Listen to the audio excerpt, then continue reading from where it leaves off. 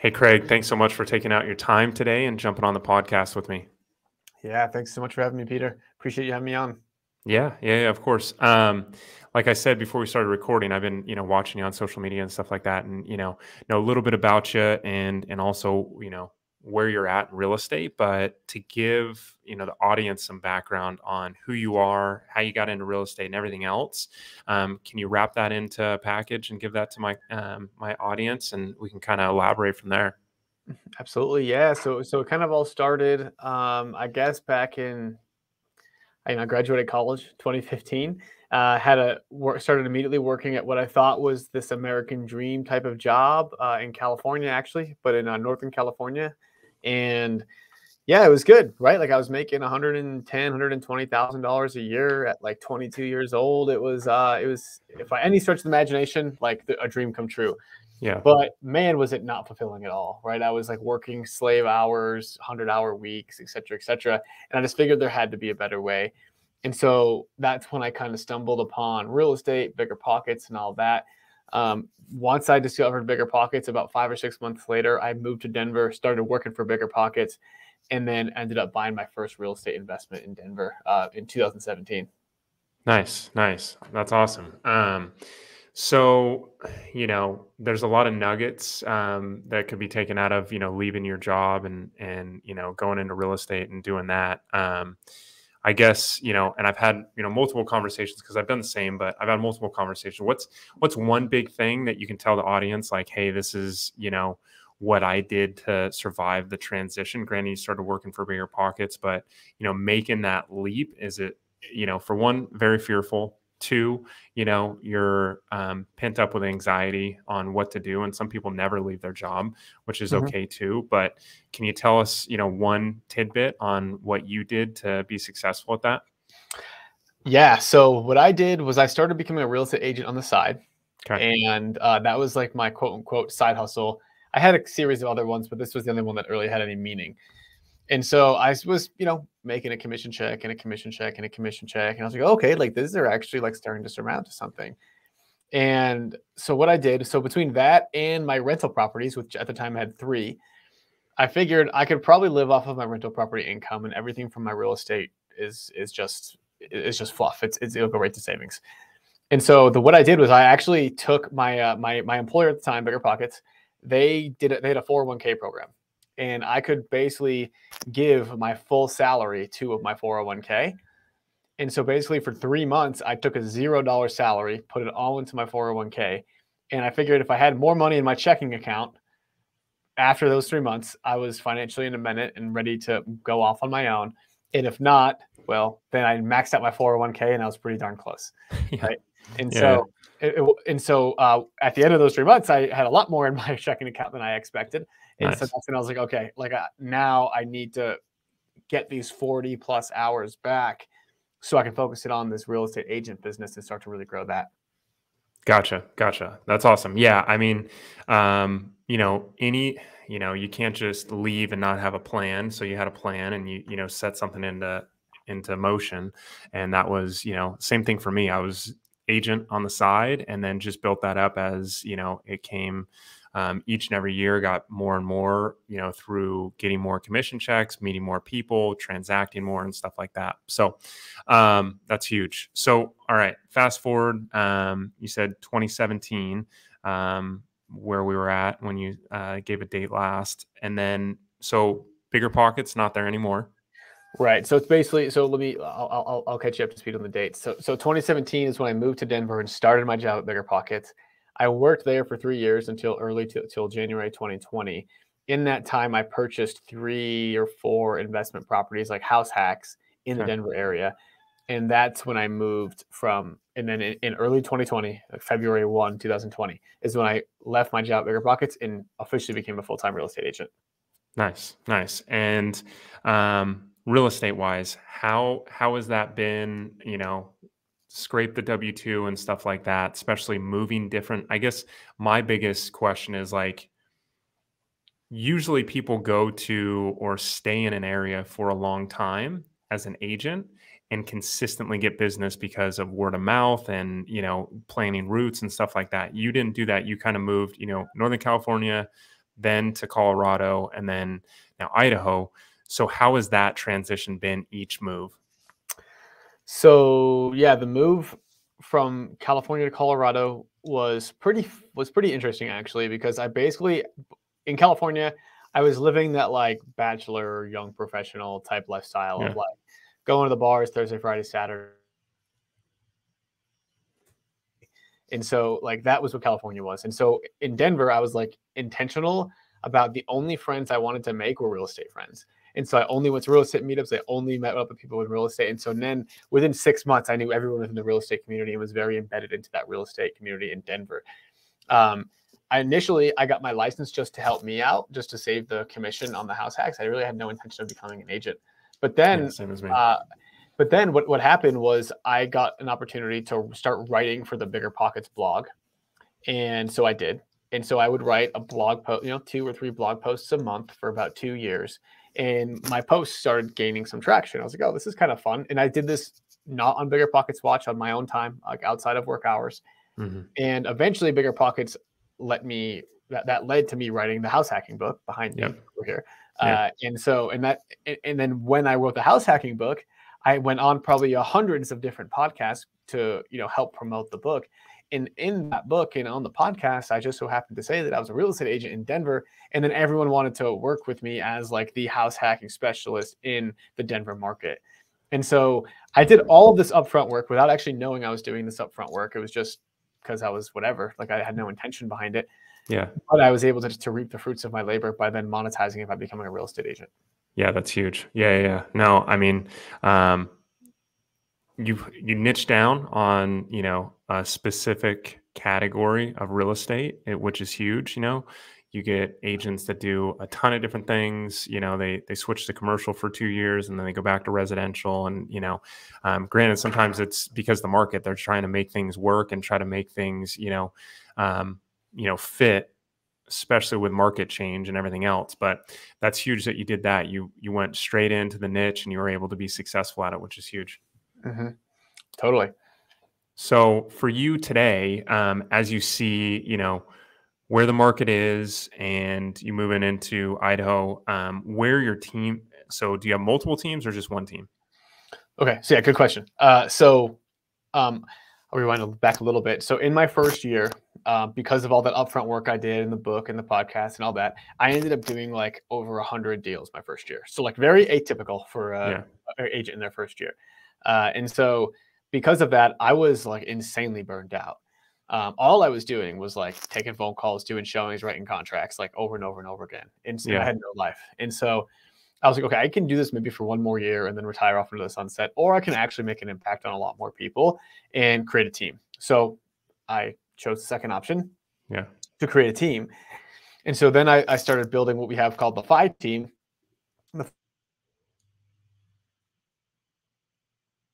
20 agents or so, all helping people achieve financial independence through real estate investing. And we've expanded also to San Diego area, Idaho, and in Washington as well. So now we're in 4 different states. Nice. That's awesome. And how has it been, growing the team and stuff like that in other locations? What are the challenges been there?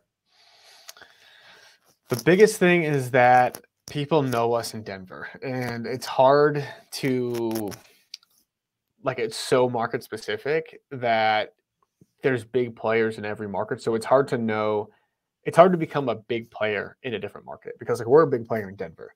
Yes. In Coeur d'Alene, Idaho, we're not a big player. Like I've got one agent on my team. We've done maybe 4 or 5 deals this year. Right. Okay. Same thing with San Diego. So it's really just like getting that momentum and getting that leverage. How would you suggest, and what have you thought about getting that momentum in those markets? Like, partnering with someone that has, a bigger, I guess a bigger net, SOI, or have you thought about that to get that to another level on, San Diego or Coeur d'Alene? Yeah, the biggest thing is we partner, we've got like a lead agent in each market. Yep. That lead agent is then incentivized to attract other agents. They're Okay. just having trouble doing that because the concept isn't proven out yet. So these agents would have to take a little bit more of a risk than like our Denver agents, for example, which like we know it's tried and true. We know exactly how it works and we know everything about Denver. And so I think there's a lot of when joining a new team, all the agents that joined me in Denver early on are seeing tremendous reward now because they took the risk early. And I think Hmm. anybody in those markets, and I know my agents in those markets know that they'll be rewarded handsomely if this thing actually takes off in their markets. But it's also like there's a very fine line between, okay, how much do you spend, right? Because I could spend an unlimited amount of money and make it work versus you also need to just like craft these people into being good agents so they can produce. Yeah. Yeah, for sure. Yeah, you I mean, it's kind of like that old adage a lot of, social media influencers talk about it, especially Gary Vee. It's like, you bet on the jockey to make sure that they're, good running a good solid team and getting that, team running as a robust, essentially small company. Mhm. So yeah, doing that is huge. And then like you said, making sure that, they know the vision going forward and getting them to the next position could be in a year. And obviously with the market change and stuff like that, a lot of agents are not doing as good as they were doing the past couple of years just because lack of activity, we're down 30% and stuff like that. So that being said, that's probably another factor that comes into the play. But okay, so let's talk a little bit about house hacking. I've talked about it here on the podcast with a couple other guests, but I would love to get your take, especially that first year doing 100 deals with different clients. Maybe a unique deal that you guys went through, or some background on that. That'd be awesome. Yeah. So, man, there's so many. Are most of your listeners in California? No, I mean I have a good amount in Texas, a good amount in Ohio. It's all spread out. So spread out. Okay. Yeah, No, I was just going to give you like a better concrete example of what would work in those yeah, areas. But yeah, I mean, I can kind of just tell you a little bit about my house hacks because I'll know for those the sure. best. And so the one that everyone knows about, and this has been probably the one that's appreciated the most. And I've said this one before, but the first one I did was a duplex, and I bought it for 385,000 in 2017. It was a top bottom, totally finished, one bed, one bath each unit. I occupied the bottom, rented out the top, but I wasn't quite making my mortgage payment. My mortgage payment was 2,200, and I was getting about 1,750 in rent on the top. So I really wanted to live for free. So I rented out my bottom bedroom on Airbnb while I slept out in the living room, right? And so I was making about $1,100 a month on the Airbnb. So now I was making about 2,850 a month on a $2,200 mortgage. So I was living basically rent free there. Yeah, Um, and so, and actually getting paid to live there. And so that was like when the light bulb went off, like, okay, this is totally possible. yeah, Then I got smarter as I went, though. The second one, this is where I recommend people do when they're starting out. Don't live behind the curtain. Like, I mean, it was, unless you can, like, but a lot of people are turned off by that. What yeah. you, what you can do, and what actually might even be more effective, is if you can buy a larger single family home, 5 bedroom, 4, 5, or 6 bedroom home. And if it's a 4 bedroom, try to have there be enough square footage where you can add a couple bedrooms. The more bedrooms, the Hmm. better. And so I lived in 1 bedroom. I had my own 4 walls and door and everything like that. I had my own private space, and I rented out the other 5 or 6. And when you have that many bedrooms, the mortgage is like, and you can rent them out for $700-800 a month times 5 bedrooms. That's $3,500 to $4,000 a month in rent, and my mortgage was like $2,000, right? So you're Yeah, making like um, way more than if you would just have it as a regular long-term rental, and that is still working today as a short-term rental. In the Denver market, someone just bought a property for 585. So these are like today prices. This is last month they closed 585. I think their interest rate was like 6.5% or something like that. And they were telling me their mortgage payment is going to be, they did a 2-1 buy down, but when the 2-1 buy down is gone, their mortgage payment is going to be $3,800. This is a hmm, 6 bedroom house, and they're renting each bedroom out for between 850 and 900, 850 and 950 based on, if it's a basement bedroom, if it's a master, et cetera, et cetera. So Okay. if you just do that math, right, like 3,800 a month times let's just say 4,000. Wait, sorry, let's say 900 a month on average times the 6 bedrooms. That's $5,400 a month on a Yep. $3,800 mortgage, and that's with a 6.5% interest rate, et cetera, et cetera. So like, there's still deals to be had out there that are still pretty dang good. Yep. It's not as good as they were in 2020, but No. you can't go back to 2020, unfortunately. Yeah, no, you definitely can't go back to 2020. I mean, hindsight is 2020. No pun, intended. But hindsight's 2020 because you look at these prices, and it's the same thing as probably you and me, where it's like, man, I wish we just bought two properties in 2011. I started buying in tail end of 2013. So like, I wish, I was buying some stuff in 2011 and everything else, but, those people that did, obviously, they were able to come out and make really good money on appreciation, and now they're cash flowing significantly. Um, so you got to be creative, especially, and you gotta, I think when not like a salesy way, but you got to talk people through, they're there. Like, for instance, you, Craig, like, you got house hacking. You just talked me through like, okay, hey, you can cash flow this. This is today's numbers. This is what you have to do. And this is how you get over the line and make it happen. And that's, extremely necessary, especially on, as an agent, especially dealing with people that are first time investors that are going to house hack, or first time, people that are looking for a rental or something like that. You just gotta, if they have motivation, you got to get them from point A to point Z, and just find that motivation and navigate it. So, and that's exactly what you did right now, and walking people through those numbers.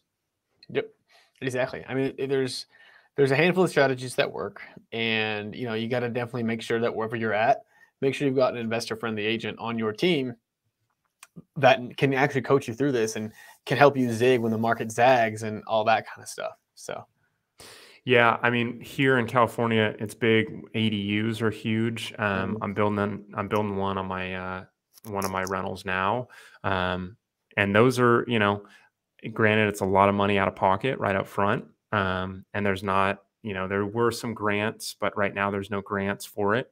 However, those things are better than the 1% rule when you build them, especially depending on what you're doing. So it's like, listen, you buy a house, it's got a detached garage, you convert that, just that garage standing alone, you're at like almost a 2% deal, or the 2% rule, because you can rent that thing out depending on where you're at for 2,000, and you spent 100 to, 115 on it to build it if it's standstill.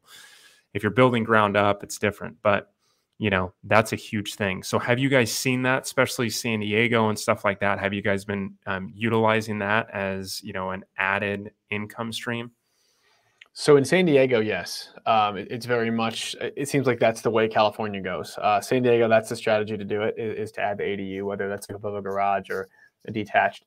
In Colorado, it doesn't seem to work as well, mainly because the lots aren't as big. And then if Mhm. you're going to put down another 120 grand to build this ADU, like that will buy you another house. So just like buy another Right. house, that's a down payment basically on Yes. another house, right? And Yep. so um, that's kind of my whole thing is like, why, like if you buy a second house, you can cash flow just as good, if not better. Yes. And you got the appreciation of two houses and the tax write-offs of two houses. And so my recommendation is, unless you're one of those people that really want like the least amount of properties and the most amount of cash flow, I don't think the ADU makes as much sense in Colorado. Got it. Got it. Yeah.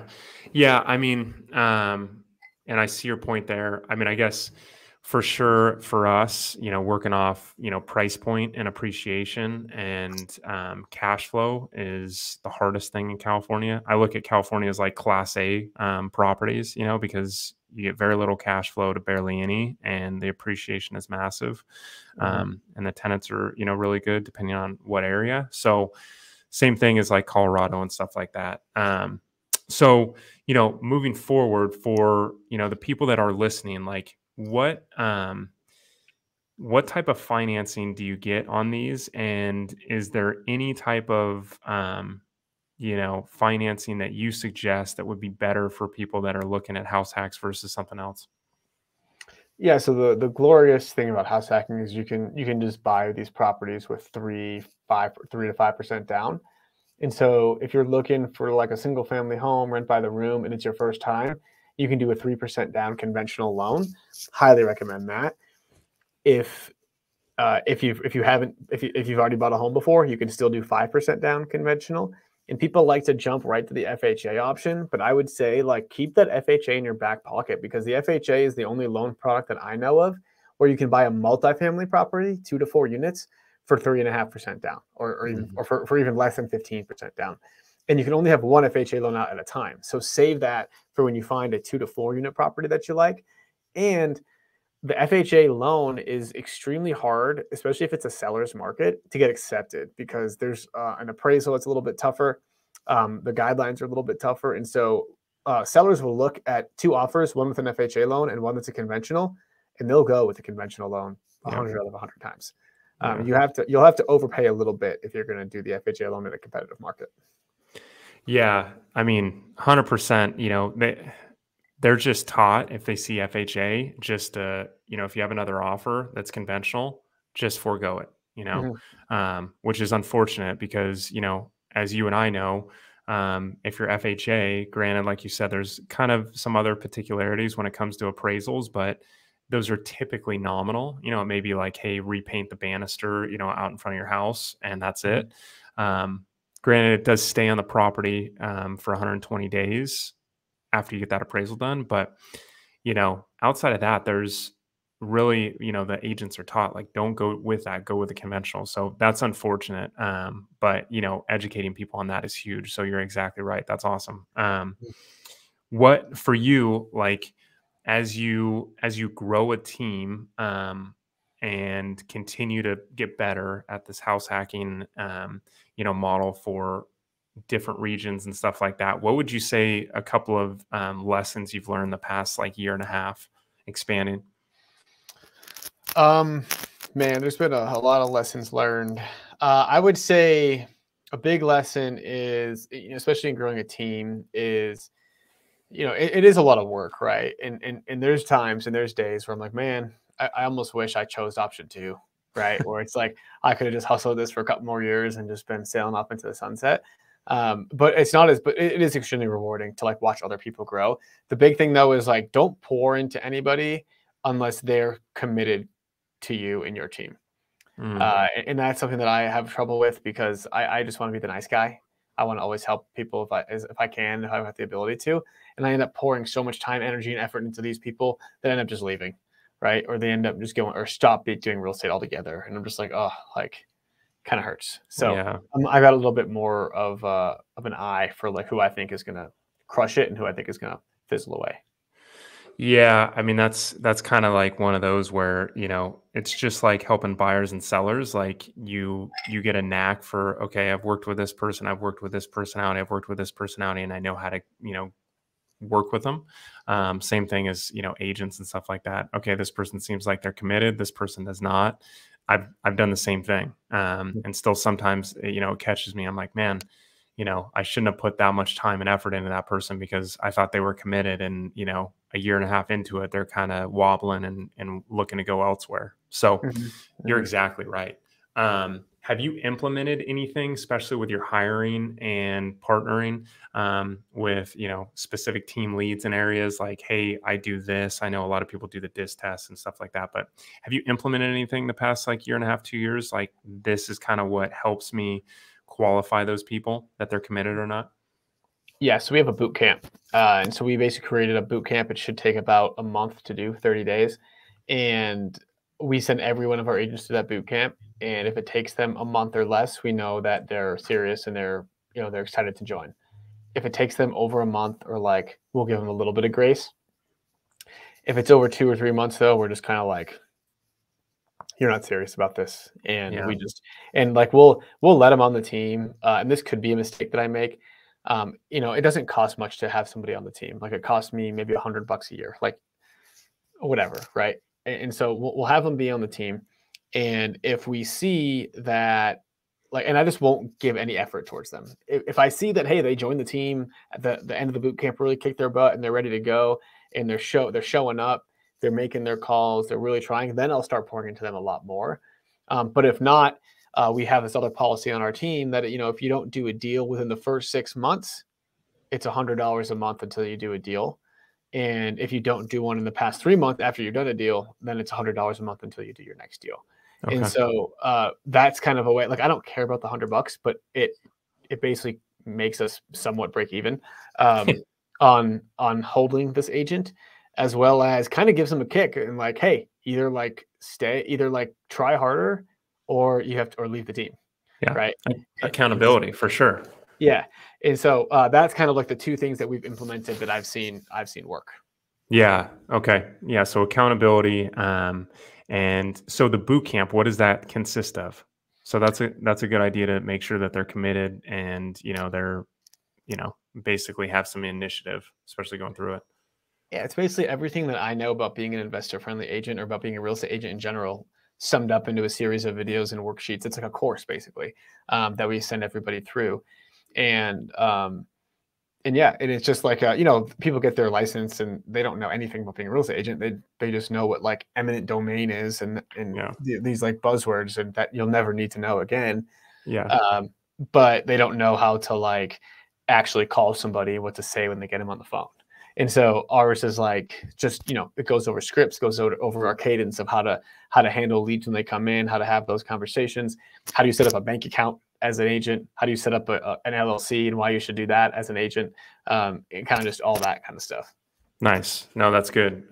Because like you said, usually even when people are, sometimes spoon fed all the information, they don't, grasp any of it. Kind of like talking about the accountability, the first 6 months, after that first 6 months, if you don't do a deal, $100 a month. And then after that first deal, if there's not another one done after 90 days, then another $100 a month. There's a lot of people that get into it, say they're, gung ho, and then they realize, it's a lot of effort, a lot of marketing, a lot of, work to get a deal and make sure it happens. And, you hit the nail on the head, like getting somebody that has accountability and then also holding them to that standard that you have set, Mm-hmm. Mm-hmm. Exactly right. So, do you look when you're pulling on agents? Do you look for people that are brand new only, or people that have maybe been in the game for like 2 years, and you're trying to comb them into or groom them into being agents on your team that are better? What do you look for? Most of our agents are new, and with so I'm with EXP. EXP I think is an overall great brokerage. I think the downside to them is that like if you're a new agent, there's not a whole lot of training and infrastructure for them. They Hmm. say there is, but it's kind of hard to get to and it's not great. And so we basically provide that missing piece for like the newer agents that want to join EXP. They want to be part of that EXP family. And so we basically we put them into our system. They get trained up to be really good agents. And then, I mean, then as they progress through our system, like things end up being more in their favor, like split wise and responsibilities wise and stuff like that. So, so yeah, mostly new agents. Occasionally we'll get someone that's done like 5 or 6 deals, but very rarely are we getting anybody we've never got anybody that's done like, 50 deals. Yeah. Yeah. Yeah. Same with us. It's usually either brand new agents or agents that are fairly new, and then groom them into what you have. Because if they're 7, 8 years in the business, they're kind of already set at what they've been doing, and there's not really changing a lot of it unless they're they got a spark somewhere else. So, Yeah. okay. And what are you guys seeing like currently in the market, especially since you have, 4 different areas that you have? What do you commentary on the market? What do you guys see and stuff like that? Yeah, this whole year has been up and down, up and down, up and down. Right now, we're seeing it still be more of a buyer's market than it's been in years past, for sure. But it's leaning a little more towards the seller side, I would say. Like, definitely there's some multiple offer situations. We're losing out on a couple deals. A couple months ago, we had these sellers wrapped around our fingers. Right. Hmm. We work mostly with buyers and investors. Yeah. So, so the market, you just have to keep a pulse on it. And so, one thing we do each week with our team is we have like a market pulse, and everyone talks to, hey, did you write any offers this past weekend? Did they get accepted? If they did, what were they at? What'd you have to do? What'd you have to come in with? So that way we can serve our clients best to make sure that they can get the houses without totally overpaying. And so yeah, that's kind of what we're seeing is like it's still more seller's market, but it feels like it's coming more towards the buy side. Yeah, I mean, I think as we get into the winter months too, it's going to be more of a buyer's market than it is a seller's market. I mean, it's not going to drastically change, but the real buyers are going to be out there, and then the sellers that are just hoping for an offer are still going to be out there on the market, ticking Mhm. days on the market up, and that's where you pounce, or someone backs out, or granted, kids are back in school, so I think that that's really what we're going to see over the course of the next 6 months is going back into a little bit more of a trough, a buyer's market. So Yeah. and then rates still being as high as they are, it's really deterring a lot of people, I guess. Maybe that's a good conversation to have, like when you're having conversations, especially now with the interest rates being as high as they are, with clients that are they're going to go invest, they're going to buy a house hack. How do you get those people across that fence of like, hey, yeah, I want to buy, but interest rates are high, I want a house hack, and they're kind of vanilla, and you go, okay, hey, this is how we're going to supercharge that. Yeah, well, the thing is people don't really buy houses because of interest rates, right? They buy them based on their monthly payments, and Mhm. the monthly payments are just a function of the price and the interest rate. And typically, those monthly payments that people are buying aren't going down significantly with time. They're going up with time. And so the two levers that there are is the price and the interest rate. So when interest rates go down, prices go up and the monthly payment goes up, right? Or the vice versa, right? Maybe prices come down a little bit, but then interest rates are going up. And so there's never this perfect world of like symbiotic relationship of rates are super low and prices are super low, Yeah. right? There's so many people out there waiting right now for prices to drop. And once they do, there's going to be a flood of buyers into the market, and that's what people are waiting for. That's what sellers are waiting for to sell too. And so what we tell people is like, look, like you can't get a 3% interest rate like you did in 2020 and 2021. They just Yeah. don't they just don't exist anymore. Um, and maybe they will in 4 years, but that property is going to probably increase by 50% in those 4 years if that's the case. And so you're better off just buying, right? Doing the 2-1 buy downs that are pretty popular these days. And sometime in the future, when rates do decrease, you can then just refinance. And that way you can have your cake and eat it too with the lower price and then the lower interest rate to come later. Yeah. Another exact point, it's like, hey, you can negotiate these things. There's a couple ways to look at it. Properties have been on the market for a while, um, you know, they've fallen in and out of escrow and they've reduced the price. Okay, let's go in and tack those, and then also ask for some money back to buy, do a 2-to-1 buy down or buy it down completely.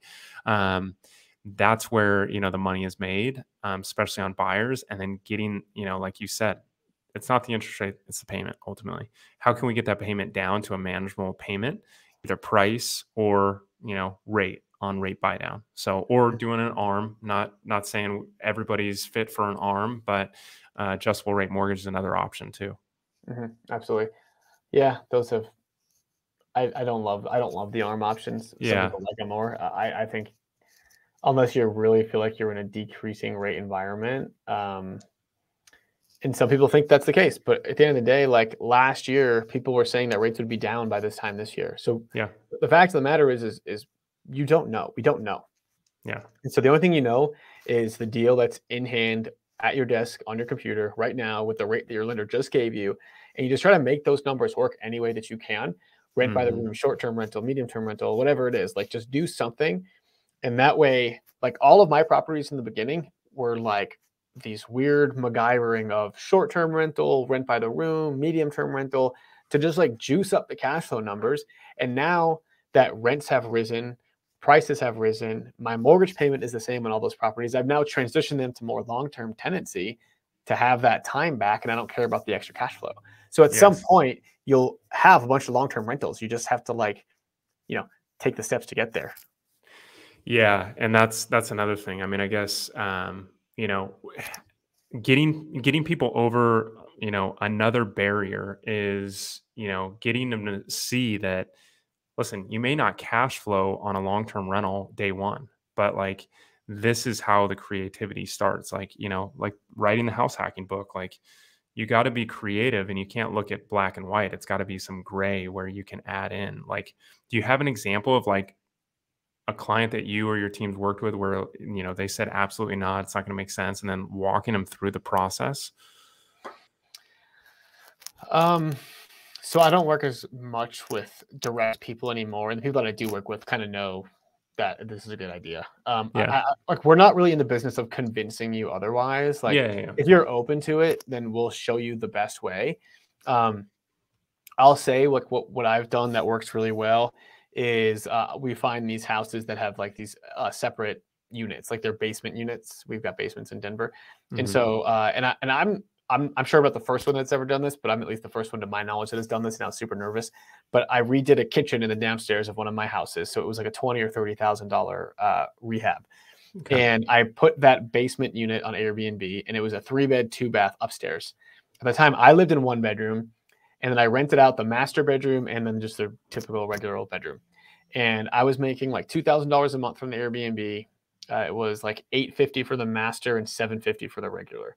And so I was bringing in about $3,700 a month or whatever that is, on a $2,000 mortgage while living for free, right? Like really win-win. And so we Yes. we MacGyvered that house where it's like Airbnb on the bottom, rent by the room on the top, and now we're cash flowing. And then when we moved out, it was like over $2,000 over the mortgage, and it was a brilliant strategy. Yeah. And so now a lot of more people are doing it. And I mean, don't get me wrong, I was shouting this at the rooftops to our team and our clients. But it takes like being a little bit of the guinea pig. Like, another thing that we're doing now too is the Airbnb arbitrage model. Do Hmm. you know about that? Yep. And so someone rents my house from me at an increase at a premium to the long-term rental market, Hmm. and then they put on Airbnb and they make some money off they make some the difference on it. I don't even know what she makes. Yeah. I hope she makes a lot.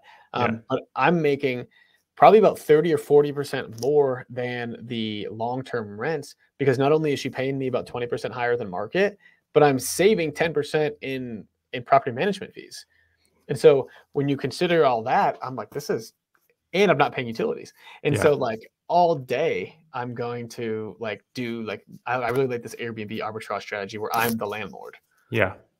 Yeah, I got a buddy that he's got one in Oceanside, which is like 45 minutes south of me, and then he's got one in Big Bear, which is like an Yes. hour and a half east of me. So yeah, he does well. He's got 2 properties. He's looking for another one, and then he does some sub 2 stuff. But yeah, exactly. Like, Mhm. being able to, put that scenario, and like you said, like, we're not trying to convince them to do this. And that's, obviously high pressure sales. It's more so like, someone comes to you with a motivation, and you just got to find out that motivation and take that why and ultimately take that across the finish line. And that's the only Mhm. thing. It's like, if someone says absolutely not, I'm out of here, whatever, cool, call me in a year, and we'll definitely help you out at that point, or whenever you feel comfortable.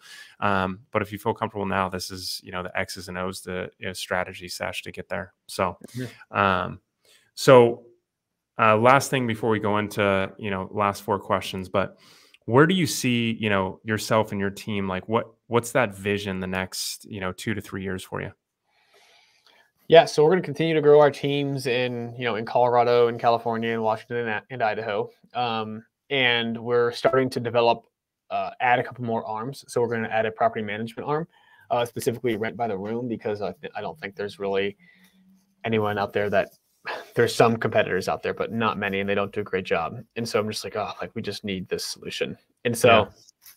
so, and so in this market where we have high rates and higher prices, rent by the room really works, but people are afraid to do it because they're afraid to manage it. And so basically coming into people with that solution, that's kind of like an arm that we're doing. Other than that, man, just trying to grow the team, just trying to train agents how to become good real estate agents, not only for investors, but like also how to become traditionally good real estate agents with, making sure they're hitting their leads on time, making sure they're following up, making sure they're throwing events and doing lead generation, and just being that, coach and guide for a lot of different people. Yeah, no, that's good. Good stuff, especially property management. I think that's what I'm doing too, not rent by the room, but just normal property management, just to add like another layer. So it just bolsters what you're doing now on the traditional side, and then also the house hacking side, because you can get some off market deals and everything else that, is encompassed in that. So it's Totally. just, just something else that adds to the layers of what you're doing now to get better and better at business. So that's huge. Um, Craig, so for you, what's a book outside of the house hacking book that you recommend that you read that really puts you, your mindset towards real estate? The 4 hour work week is what first got me thinking about passive income. Okay. I don't know if he mentions real estate even once in that whole book, but Yeah. he just talks about thinking about your income on a monthly basis versus an annual basis, which is a little bit more to digest. And just talks about how if your passive income exceeds your expenses, you're financially free. Yeah. Yeah. No, that's good. 4 hour work week's good. I know Brandon Turner took a long time, or not Brandon, but Josh took a long time to read that one. Listen Yeah. to the early podcasts. So from there, like, um, if you could recommend like one app or one thing that you're doing good in your business, online resource that's making you guys more efficient, what are you guys using? I think the boot camp has really, I feel like there was like a pre boot camp team and there's a post boot camp team, and it feels like the team is a lot more official post boot camp. I think some other stuff has happened too. Um, but yeah, I think the boot camp is just what makes us feel legit. It takes a pretty big burden off of us and our lead agents to like have all the resources there. If they need to learn how to write a contract, they can just go watch the video and take a template versus like having to go through it with everybody. Yeah. And so I think that's probably the biggest thing that I'm thinking of. But we use Slack, which is we're pretty involved with, and Zoom. Yeah. Just the Yeah. typical Yeah. stuff. Yeah. Okay. All right. So outside of that, where can people find out more about you, Craig? I'm on Instagram, the FI guy. So the FI, like financial independence guy. That's my Instagram handle. And then, if you want to check out our team, we're thefiteam.com. Perfect, man. I appreciate you jumping on today and sharing some, words of wisdom, especially working with clients and, working with people that are looking for investments. I really do. Sounds good, man. Yeah. Thanks so much for having me. This has been fun. Yeah, man. Have a good day. Later.